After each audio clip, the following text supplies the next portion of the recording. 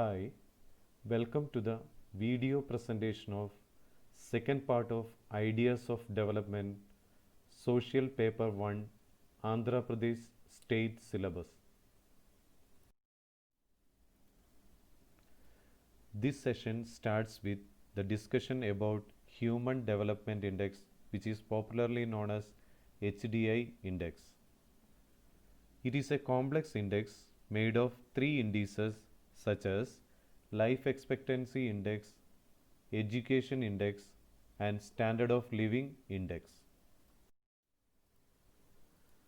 Now let us discuss in detail about Human Development Index.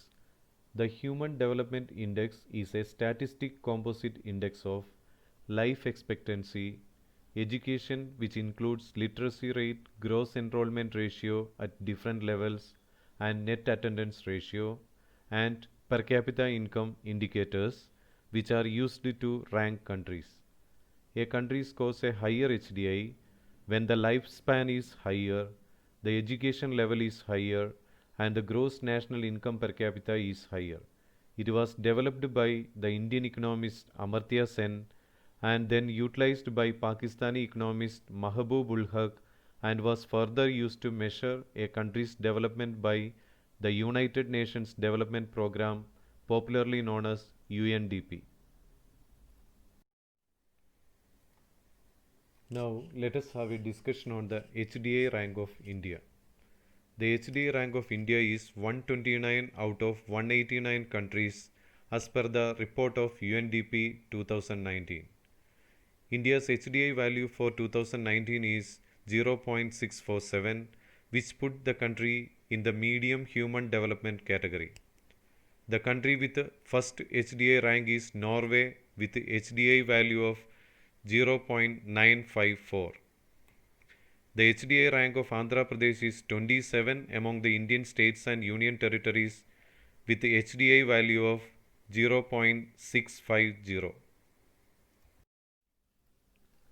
Now let us discuss about top 5 HDI ranking and bottom 5 HDI ranking states and union territories of India. The first ranked state is Kerala with HDI value 0.779, and at the second place it is Chandigarh with HDI value 0.775, and on the third place it is Goa with HDI value 0.761, and at the fourth place it is Lakshadweep with HDI value 0.750, and at the fifth position it is Delhi with HDI value 0.746. Now let us look at the bottom 5. On the 32nd position it is Odisha with HDI value 0.606. On the 33rd position it is Madhya Pradesh with HDI value 0.606, and on the 34th position it is Jharkhand with HDI value 0.599, and on the 35th position it is Uttar Pradesh with HDI value 0.596, and at the bottom place it is Bihar with HDI value 0.576. Now let us see what is life expectancy at birth. Life expectancy at birth denotes the average expected length of life of a person at the time of birth.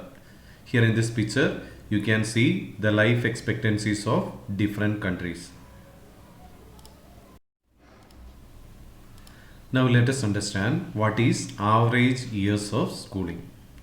It is the average number of years of education received by people ages 25 and older.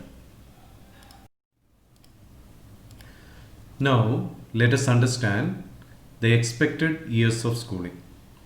It is the number of years of schooling that a child of school entrance age can expect to receive given the present enrollment rates.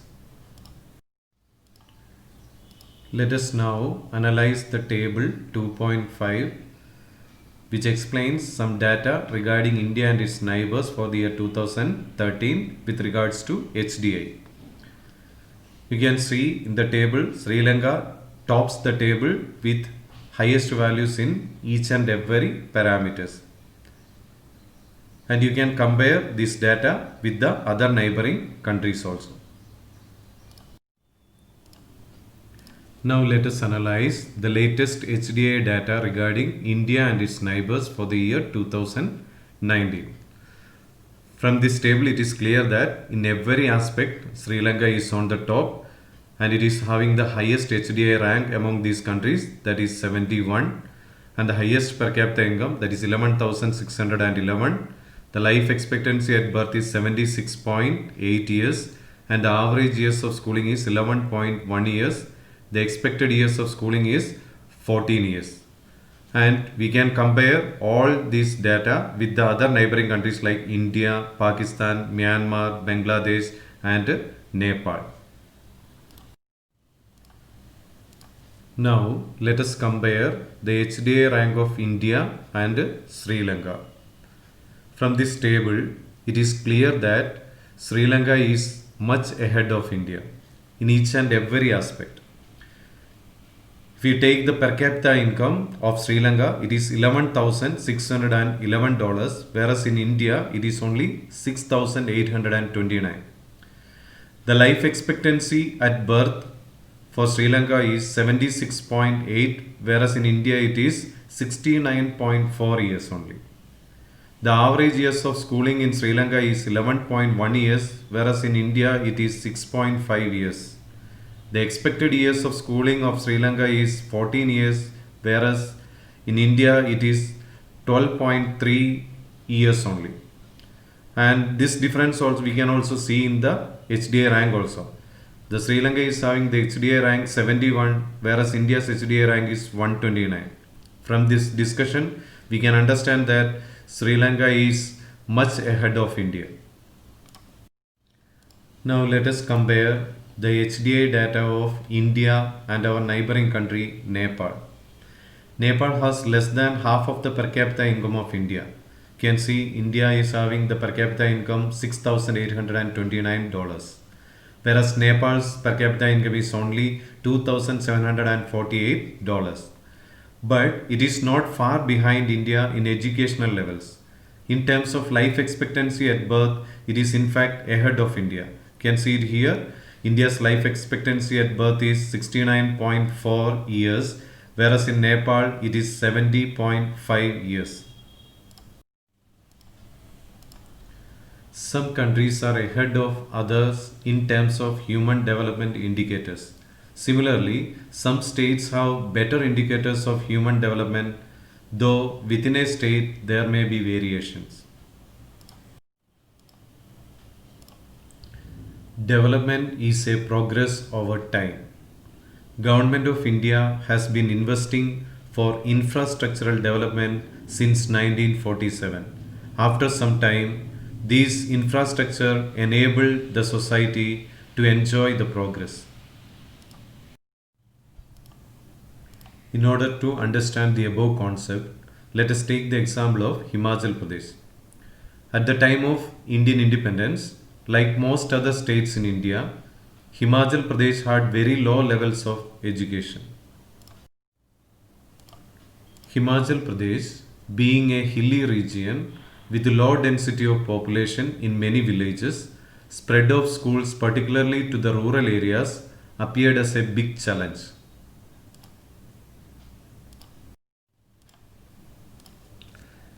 The government started schools and made sure that education was largely free or cost very little for parents.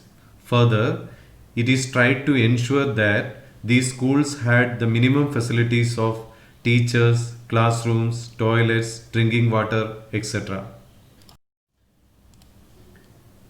Among the Indian states, Himachal Pradesh was one of the highest spending state on education per child from the government budget. In the year 2005, the average spending on education by the government in Indian states was rupees 1049 per child, whereas Himachal Pradesh was spending rupees 2005 per child. Himachali parents have ambitious educational goals for their girls just as for their boys. Thus, in the 13 to 18 age group, a very high percentage of girls are completing class 8. Infant mortality rate in Himachal Pradesh is lower for girls than for boys, in contrast to many other states. One major consideration is that many of the Himachali women are themselves employed outside the home. Now, let us answer for the question, what do you learn from the schooling revolution in Himachal Pradesh? Both the government and the people of Himachal Pradesh were keen on education. They started many schools. They made sure that education was largely free of cost. They allocated a good share to education in the government budget. They tried to ensure that the schools had all the facilities. Most of the students enjoy their schooling experience. Now let us discuss a question. Why do you think parents accord less priority to girls' education as compared to boys? In many parts of the country, girls' education is still given less priority by the parents compared to boys' education. While girls may study for a few classes, they may not complete their schooling. The main reason for this is gender bias. Parents believe that the boy is their heir and spreads their clan. So parents have no interest to educate their girls when compared to their boys. In rural areas, girls are engaged in taking care of their smaller siblings.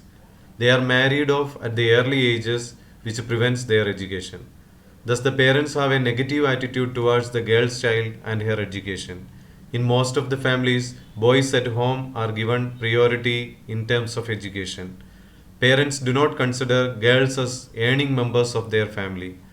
As after marriage, they have to leave their parents' home, so their education is just considered as a waste of money. Poverty is the root cause of many problems in India. Rural indebtedness is also cause for less priority to girls' education by parents. In most of the rural areas, lack of adequate school facilities is another reason for this less priority to girls' education. Parents do not prefer to send girls to schools if they are located at far and distance from their village or home. Education, both girls and boys, are essential, hence, the parents must think like Himachali women. There should not be any gender bias as education is the key to human development. Now, let us have a small discussion over Right to Education Act 2009. Government of India brought Right to Education Act in the year 2009. The act makes education a fundamental right of every child between the ages of 6 to 14 years. The government will provide schooling free of cost. It mandates all private schools to reserve 25% of the seats for poor children. It also prohibits all schools from practice and provisions for donation or capitation fees and interviews for the child or parent for admission. A child who completes elementary education shall be awarded a certificate. Improvement in the quality of education is important, and for that the teachers will need proper professional degrees. Infrastructure in the school need to be improved. The financial burden will be shared by both state and central governments. The RTE Act in India was the first legislation in the world that puts the responsibility of ensuring enrollment, attendance, and completion on the government. Education is the key component of human development, so this act serves a building block to get quality elementary education. Now let us have a small idea about National Educational Policy, that is NEP 2020, recently announced by the central government. It includes a lots of changes in the education system of our country, such as universalization of education from preschool to secondary level with 100% of gross enrollment ratio by 2030. Flexibility in choosing subjects in academic streams. Bagless days. Change in the academic structure from 10 plus 2 to 5 plus 3 plus 3 plus 4. Promotion of research and vocational education, etc., are some of the important points in NEP 2020. Women's work outside the homes make them economically independent and self-confident. They have greater say in the household decisions, including children's education, health, birth, upkeep, etc. Now, let us discuss a question. What is the relationship between women's work outside their homes and gender bias? The nature of works that the women are assigned are generally with a special consideration regarding their physical strength. They won't be assigned with such works where they need to use extreme physical strength. All the decisions are depending on the males of the family. Before the rise of large scale industrialization, home and the workplace were one and the same for women. But now, the disparity between men and women in the workplace is a common issue. There is a general perception that women are less capable than men in matters of business and decision making. Career goals of women are considered less important compared to male counterparts. The disparity is also seen in the wages and salaries also. If women work outside, their self-esteem and self-reliance increases. That is the only unbiased effect of the work outside home. Now let us study table 2.6 that compares the progress in school education over time in Himachal Pradesh with the average of Indian states. The percentage of girls with more than 5 years of education was 39% in 1993 in Himachal Pradesh. That increased to 60% in 2006. Whereas in India, it was only 28% in 1993 and it increased to 40% in 2006. The percentage of boys with more than 5 years of education was 57% in Himachal Pradesh in 1993 and it increased to 75% in the year 2006. Whereas India's overall average was only 51% in 1993 that increased to 57% in 2006. From this analysis, we can understand that Himachal Pradesh was far ahead of the India's average. Now let me ask you one question. What does education mean to you? Here we are going to learn some important keywords. The first keyword is per capita income. The total national income divided by the number of people in the nation is known as per capita income. It is also known as the average income of the country. It may be used to compare one country with the other countries. The rise in per capita GDP signals growth in the economy and can be treated as an increase in the productivity. The next important keyword is human development.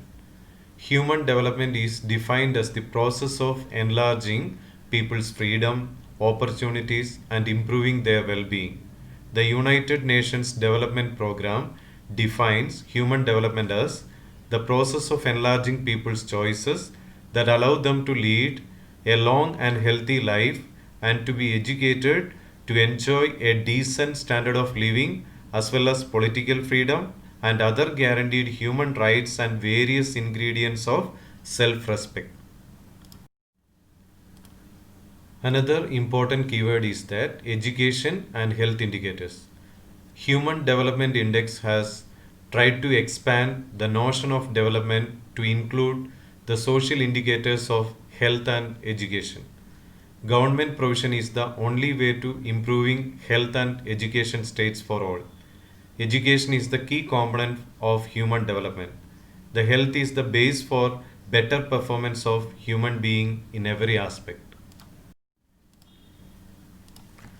Do you think there are certain aspects other than those discussed in this chapter that should be considered in measuring human development? People are the real wealth of a nation. The basic objective of development is to create an enabling environment for the people to enjoy long, healthy, and creative lives in a society. Production of war equipments like nuclear weapons and chemicals tend to lower social welfare. So it should be reduced to secure livelihoods and measures to be taken to get protection from natural calamities. Proper work and leisure ratio to be maintained. There must be constitutional protections to workforce and better working conditions. Equitable distribution of income within the society.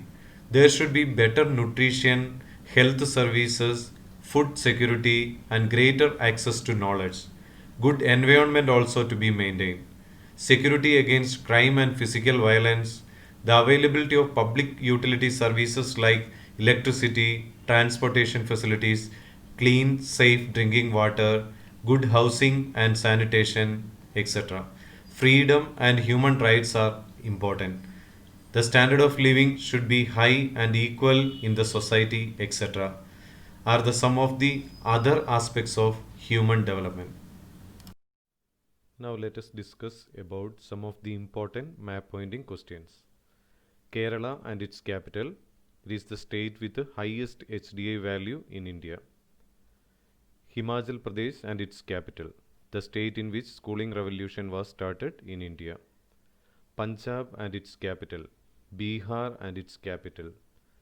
States with the highest and lowest per capita income. Sikkim and Bihar. States with the highest literacy rate and lowest literacy rate. Kerala and Bihar. Tamil Nadu, the state in which Kudankulam power project is located. The place name is Tirunelveli. India's neighboring countries such as Nepal, Bangladesh, Myanmar, Sri Lanka, China, Afghanistan, and Pakistan. Gulf of Mannar and Pak Strait. The Gulf of Mannar lies south between India and Sri Lanka in the Indian Ocean. Pak Strait lies in the north between India and Sri Lanka. Here you can see the map of India, and in that all the states and capitals are given, and India shares its border with 7 countries. This is the west side, this is the north side. So northwest side Pakistan and Afghanistan, and on the north side, on the top side, there is China, Nepal and Bhutan, and to the far east there is Myanmar, and east side of India there is one more country, Bangladesh. Once it was a part of India, and also you can see now also it is almost inside the India only. And to the south there is Sri Lanka in the water border, and here the gap between Sri Lanka and India, on the north side that is known as Pak Strait, and the south side it is known as Gulf of Mannar. Thank you for watching this video presentation.